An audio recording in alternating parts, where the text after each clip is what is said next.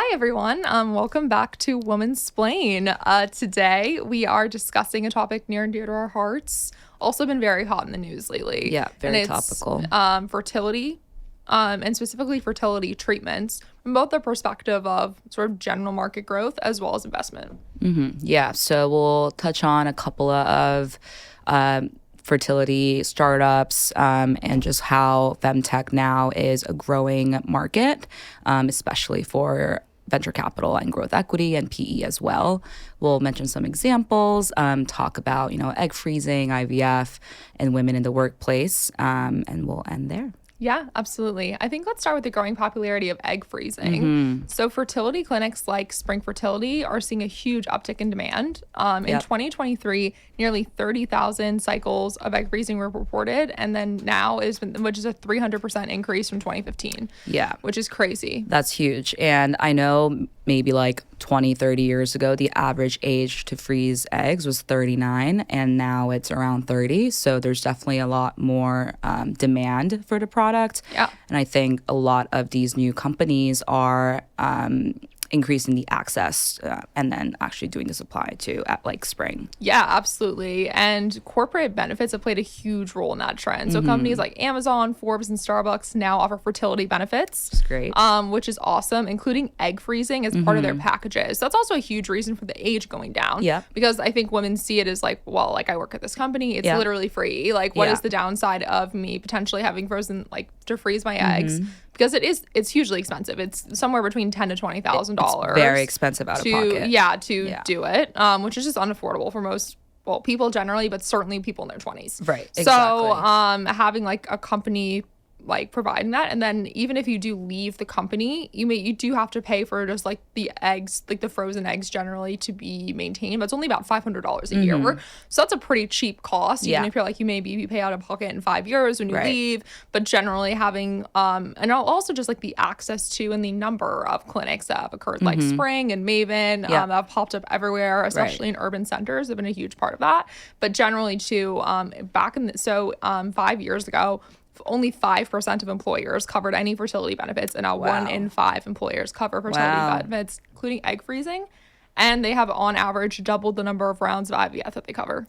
That's a huge win for women in the workplace. That's awesome. It's awesome. And you can kind of see also, like, we're, in our late 20s now, and that's something that, we talk about with our friends, and that's extremely important. And especially if you have a full-time job, it's really hard to kind of think about, okay, how do I plan out my life when I'm working, 60, 70 plus hours a week? And do I have to kind of put my life on hold? And so the fact that employers are covering more of these treatments is incredible. Absolutely. It's awesome. I think like 1 out of 8 women have trouble kind of conceiving naturally. Generally, 1 in 8 women have fertility problems, and 1 in 6 couples, which is really high. Yeah. I mean, really high for a first or a second child too. And then also just generally the average age to have children now, the average age to purchase a home, I mean, the accessibility. And I think too, your 30s are such a key part of your career. Actually, like Ingenuity has a great quote about this, where she's like, literally women's biology and needs are completely in diametric opposite of your career. Like your 30s and your early 30s specifically are usually like such a key point of your career trajectory. Yeah. At that point, it really is where you like completely speed up. You can really kind of rise or fall. You're at that like middle point of becoming a manager and then progressing. Exactly. And it's also usually you have the largest percentage increase in your income from about 30 to 37, that percentage increase. And then usually like it will continue to raise, but not the same clip at all. So where basically you reach in your 30s is really determinative of how much money you will have, how much wealth you will build. And at this point, that's obviously when you need to have children. If you're going to have children from a biological standpoint, it's also often when your parents need caring for. Actually, millennials are the first generation that what they're calling us like the sandwich generation, where because both our parents and us are having kids later, we're the first generation to have to care for ailing parents while young children in diapers. And so like that's extremely difficult on like just your career and your life. And we're also the first generation to move far from our parents. And so there are often like, you know, just travel like necessities, also extra expenses in terms of elder care. Yeah. And so having the ability to have more flexibility about when you get to time your children, just from like a perspective of that is a huge win for women. Yeah, I agree. And then I think it's awesome that employers are listening, and of course the rise in just access. You mentioned the out-of-pocket costs are, you know, only when you're for egg storing, and you mentioned like $500 a year, which in comparison to the actual process, it's, you know, negligible. But then there are also issues too, because employers do cover, and people that don't have, you know, white collar jobs are kind of excluded from this. Completely. I read somewhere it was like in 2021 or two, only 5% of Black women had frozen their eggs for that year. And lower percentage for Hispanic and Latina women as well. And so there's that disparity. And I think the first step is definitely having the employers kind of increase access, but also a lot of these other type of startups and companies that are rising and more funding going towards them, I think is also a right direction. Yeah, totally. I mean, now there is the amount of venture funding that's increased and focus on fertility, something that we've mentioned in our previous episodes as well. But like Maven Clinic is the first fertility unicorn, which is really exciting. And they were like the first real like fertility focused clinic. Spring is also a huge one, also venture backed. And then also there are a litany of, I would call them like fertility services benefits, like companies, for example, that store eggs or like egg freezing. That's a big one. Yeah. Companies that also provide like the hormone shots as well. And then the companies are also, they're more like the instruction for like the hormone shots and the process are like extremely difficult. And so there are a lot of startups around the education and providing and prescription of the different types of hormone shots. And there's also a lot of fertility services that are like before IVF. So like when they say like 1 in 8 women who need fertility services, that's not all of them need IVF. Right. A lot of them are like either in vitro fertilization is a big one too, and that's sort of a step before I get to IVF.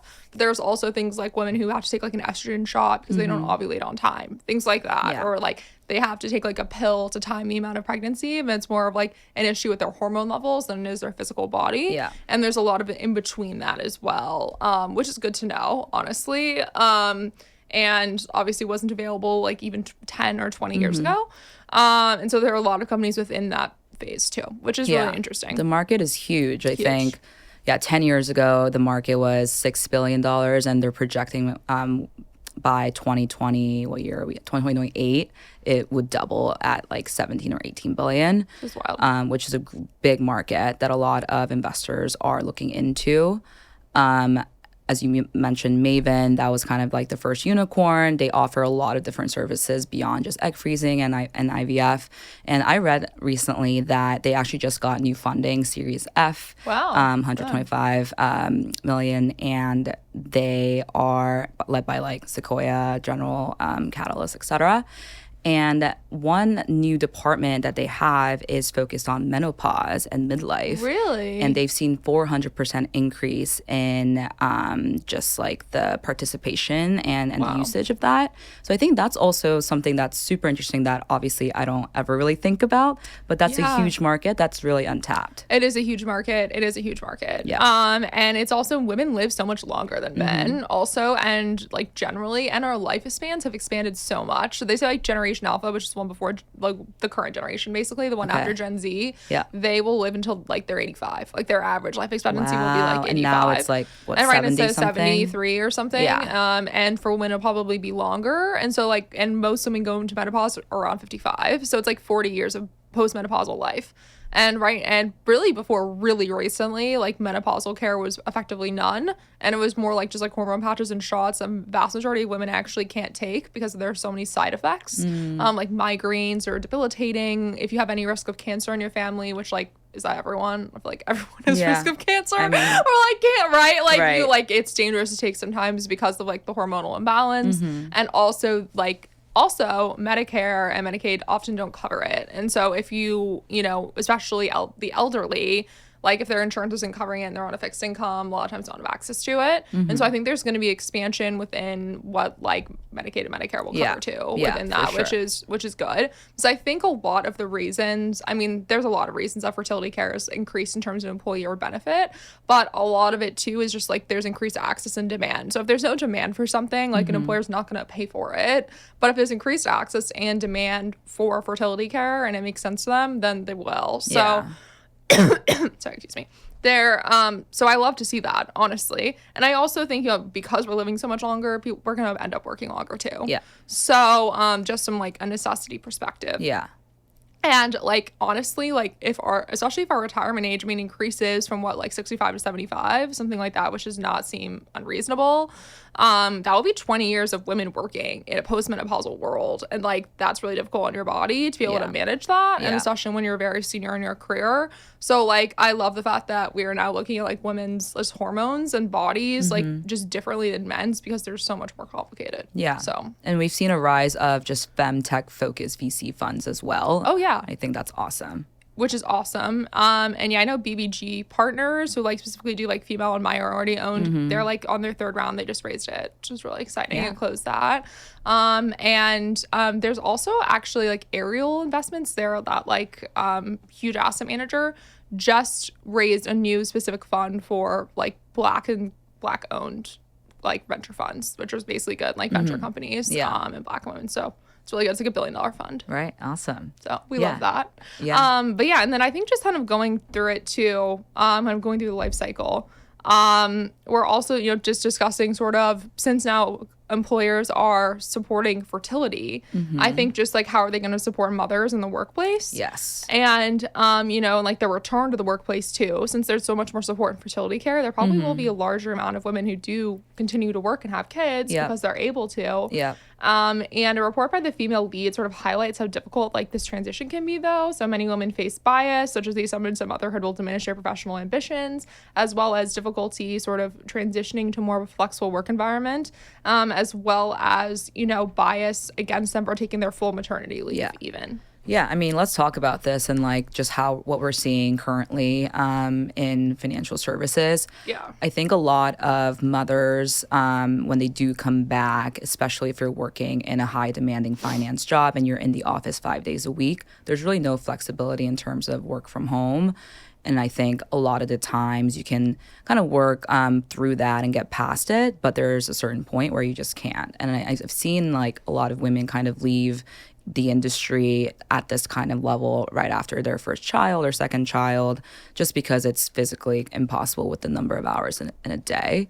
So I don't know like what we can do to kind of fix that, other than having employers be more flexible, providing this like work-life balance, even when there's like a holiday that like a bank holiday or something, and you don't take that off, the daycares are closed, so then you obviously like have to take that day off. So little things like that, I think there's something that there's always a lot more to do, and employers just need to be more cognizant. And we know that women just take the burden of what they call like unpaid work, even if they're the breadwinner, like they just take the burden of logistics, organization, management in their home. And like, we're just aware of that. I don't know if that will necessarily ever change. I know every couple is different, but I feel like sometimes it's just how women and men are wired, you know, like living with a man. I just feel like, honestly, I'm just like, women are just so much better at the frickin' planning. And I don't know if that's societal or how our brains work, or a little bit of both. But I think employers also have to be aware of that. But also, in order for them to retain their top talent, it doesn't make any sense for them to invest, like especially when women are having children and they're covering their fertility and their egg freezing. It's like you've invested hundreds of thousands, if not millions of dollars into this woman that you've trained. She's now 35. She's probably at the absolute peak of her career. She's like is like a huge asset to you. The only thing that makes sense at that point is to be flexible so she can continue to succeed and be at that job, right? So what does that mean? I think sometimes it needs to take more of like an individual approach. Yeah, for sure. But it's like, is it like offering women the opportunity to work from home if they've earned it and get to a certain point? I mean, I definitely think that like, especially senior people, like honestly, as long as like sometimes doesn't really make any sense for them to be in the office anyway. Like, do you know what I'm saying? And especially with commute times, often at that age, like you're moving out of the city, etc. It's like, what are they really doing in the office? They have to be there 5 days a week, even if it's just from a leadership perspective. I think it could even be around promotion too. I mean, like if you've hit a certain point of investment into this person, like, like offering them more flexibility. And then I think it's also just encouraging also men to take the paternity leave. At least from my perspective, and a lot of my financial firms I worked at, like men were offered paternity leave, but like none of them took it, which I actually thought was really negative. Because obviously like there's so much like bias against like vacation in just America generally. And like there was so much weird bias against paternity leave. And I thought it was actually quite terrible. Because I was like, honestly, like even if it's literally a week, like they just had a kid. Oh my gosh. Especially if your wife had like a C-section or something. Like there's huge like just like bodily recovery. And also like it's actually really important too for like the dad to bond with the baby as well. So like, and actually there's a lot of studies that show it's like can affect like your attachment style if like your dad is involved like from like infancy, etc., especially for boys. So it's like an interesting psychological idea too. So I'm like, maybe it's more of just like encouraging men too to have flexibility when they need it, because honestly if like the men took the flexibility, maybe like the women would get it too. And then it'll be normalized and women can do it. For sure. I think that's super important. And I mean, I don't know, like Gen Z I'm sure will take it over, but then I also have read 70% of employers have fired Gen Z employees. Did you read this article in Forbes? It was like this big article that like came out last week that was like 70% of employers said Gen Z are the worst employees they've ever had. And I'm like, that cannot be right? Like I was like, that's insane. And like and have fired people of Gen Z, like vastly of Gen Z. And I'm like, I wonder if that's just because our economy's in a bad state and they're firing young people, because young people tend to get fired early. But I'm like, did people say that about us? I mean, it's definitely a cultural shift. I think it's less about Gen Z and more about like the work from home environment. Like after like COVID, I think COVID really like made it. So if you had ever worked before COVID, I think you work in a different way than after. And so like, I mean, I totally see it. Like Gen Z values work-life balance, and I feel like once they start reaching the age of, you know, having children or thinking about families, like they'll definitely, you know, quit if they don't get the flexibility. And so hopefully, I guess in a couple of years we'll see if the policies really change. But I mean, I've seen it too change recently. Like a lot of working mothers would go home at, you know, 5 or 6, take care of their kids, and then log back on later. And that's, you know, a small thing that can help tremendously. Absolutely. I mean, I think that's a huge thing that can help as well. Or even it's just like, you know, being able to work from home early in the morning, right? Like, okay, I can take my 8 a.m., take my kids to school, and then get in at like 9:30. I mean, that's like a huge thing. Or just having flexibility, just like because relying on childcare can be really difficult, especially if you don't have like family support in the area. Or like if your nanny just cancels, like what are you gonna do? You have to stay home. You have to stay home. You have to cancel it. It's like, and then if you have 2 working parents, like what are you gonna do? So it's just like, I guess just allowing for that, even though, and having that understanding. But the answer is like also working moms have been shown to have a lot better soft skills than actually any other employee. So working mom can have greater empathy, leadership skills, problem solving, critical thinking, because I guess this motherhood teaches you those skills. I'm sure it does. And can actually be greater mentors as well. So actually working moms bring a lot of skills that employees without children don't, which is I think something too that maybe our employers should recognize, because I think the like, children have only been seen as like negatives to your work. And honestly, like they're like, okay, well you have kids, you're gonna have less time to work, less bottom priority. line. But I actually, you know, there's actually a positive increase for men who have children. Like they're looked at as more positive, right? Looking to get married and have kids, are like, oh, they're settled, they're gonna work way more, they're gonna work a lot harder.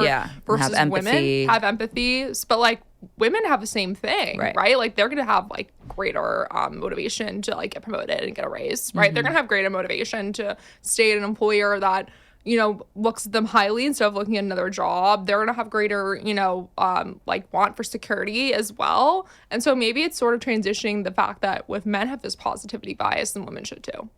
You know? Totally. And I just think employers need to continue. But I mean, there have been really great strides. I love the fact that employers are also even showing young employees that they value the fact that they want a family by covering their egg freezing.